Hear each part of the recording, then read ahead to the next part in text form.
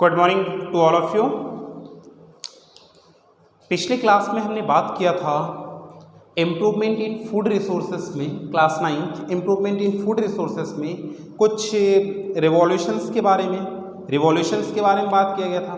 तो अब देखिए इस पूरे चैप्टर में हमें क्या क्या चीज़ें पढ़नी हैं हमने पहले ही बताया था, लेकिन यहाँ पे ध्यान दीजिएगा कि इस पूरे चैप्टर में अगर कोई एक टॉपिक हम उठाते हैं, कोई एक पोर्शन उठाते हैं तो हमें क्या क्या चीज़ें पढ़नी है। अगर किसी क्रॉप्स के बारे में हम उठाते हैं, किसी एनिमल हस्बेंड्री के बारे में उठाते हैं तो हमें क्या क्या चीज़ें पढ़नी होगी। तो देखिए सबसे पहला चीज़ क्रॉप वैरायटी इम्प्रूवमेंट, यानी कि अगर हम फार्मिंग कर रहे हैं, एग्रीकल्चर कर रहे हैं तो क्रॉप वैरायटी इम्प्रूवमेंट होना चाहिए, क्रॉप प्रोडक्शन मैनेजमेंट होना चाहिए, क्रॉप प्रोटेक्शन मैनेजमेंट होना चाहिए और एनिमल हस्बेंड्री।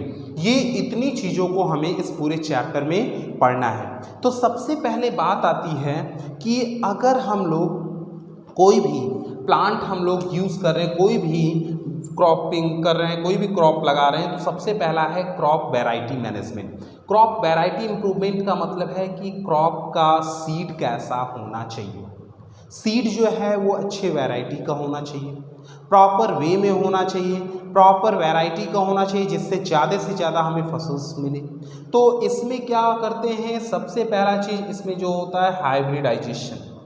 क्या होता है हाइब्रिडाइजेशन, यानी कि अभी देखिए डिटेल में नहीं जा रहे हैं, अभी आपको केवल बस एक शॉर्ट फॉर्म बस बता रहे हैं कि हमें क्या क्या चीज़ें पढ़ना होगा। हाइब्रिडाइजेशन होगा, सेकेंड थिंग्स क्या होगा, जीन मॉडिफिकेशन, जीन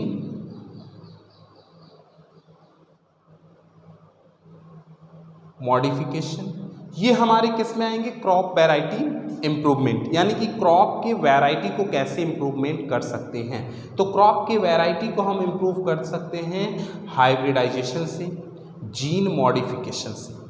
ओके और next things crop production management, यानी कि क्रॉप के प्रोडक्टिविटी को हम कैसे इंक्रीज कर सकते हैं, क्रॉप के प्रोडक्टिविटी को कैसे इम्प्रूवमेंट कर सकते हैं। तो देखिए क्रॉप के प्रोडक्शन को इंक्रीजमेंट करने के लिए हम लोग क्या यूज़ करते हैं, यहाँ पे हमारा आता है manure fertilisers, manure and fertilisers, ये हम यूज़ करते हैं किस लिए, क्रॉप प्रोडक्शन को इंक्रीज करने के लिए। क्रॉप प्रोडक्शन को मैनेज करने के लिए मैन्योर होता है, फर्टिलाइज़र होता है और साथ में इरिगेशन, प्रॉपर वे में इरिगेशन होना चाहिए। अगर हमने मैन्योर और फर्टिलाइज़र दे दिया लेकिन इरिगेशन ही नहीं हुआ तो क्या क्रॉप प्रॉपर वे में मैनेज हो पाएगा, क्रॉप प्रॉपर वे में प्रोड्यूस हो पाएगा, नहीं ना। तो इसलिए मैन्योर, फर्टिलाइज़र, इरिगेशन ये सब हमारे किस में इंक्लूड होते हैं, क्रॉप प्रोडक्शन मैनेजमेंट में। और नेक्स्ट थिंग्स हमारा क्या है, क्रॉप प्रोटेक्शन मैनेजमेंट। अब क्रॉप प्रोटेक्शन मैनेजमेंट में क्या है कि जैसे क्रॉप को माइक्रो ऑर्गेनिज्म से प्रोटेक्ट करना, क्रॉप्स को वीड से प्रोटेक्ट करना, वीड से यानी कि अनवांटेड प्लांट, जैसे हमने लगाया कोई और प्लांट तो वो प्लांट तो हुआ ही है, साथ में उसके साथ साथ अलग अलग ग्रासेस हो गए तो वो क्या हो गए हमारे वीड्स। तो वीडिसाइड्स, पेस्टिसाइड, इंसेक्टिसाइड्स, इन सब को यूज़ करते हैं हम लोग किस में, क्रॉप प्रोटेक्शन मैनेजमेंट में। पेस्टिसाइड, इंसेक्टिसाइड्स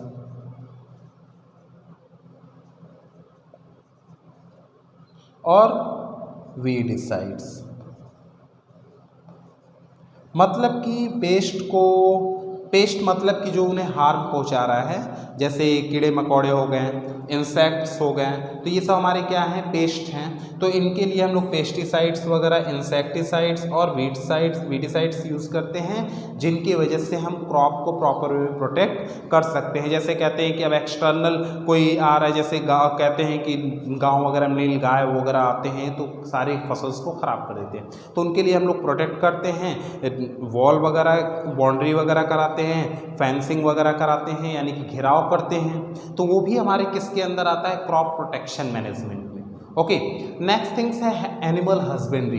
एनिमल हस्बेंड्री याद रखिएगा बहुत ही प्रॉपर वे में, क्योंकि एनिमल हस्बेंड्री जिस भी एनिमल के बारे में हम पढ़ेंगे, जैसे अगर काऊ के बारे में पढ़ रहे हैं आप, हनी बी के बारे में पढ़ रहे हैं, बी के बारे में पढ़ रहे हैं, तो वहाँ पे सबका डिटेल हमें पढ़ना होगा।